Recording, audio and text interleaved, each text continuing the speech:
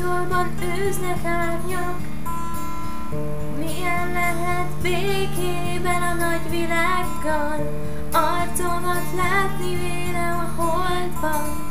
Én kereslélek, de nem tudom, hol vagy illatod néha felé fújja a szél.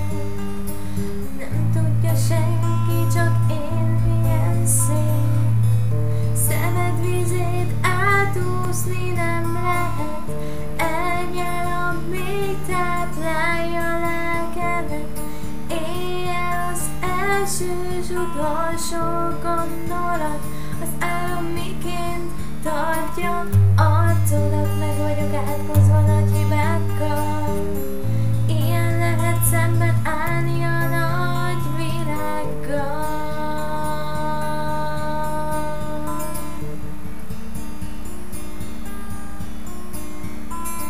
Bármerre nézek, visszanézel rám, és én állok szótlanul, mint akkor még. Már amit elmúlt a széttelenni fej, eljön a reggel, és kelni muszáj. Megtör az éj, és elvan a táj. Állj, várj, állj, nekem indulnom kell, még parázdáig. Érzem a kézem, hogy hozzám tartozik, lélegzel, tudom, érzem, amit kihúz, az jobbá változik.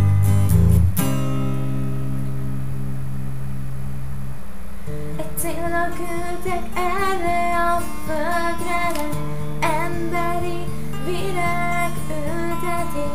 Van valami, mi tiéd örökre, szeretni valakit, komoly küldetés. Ki látott már ilyen szépen, mint az első pillanatot emlékel.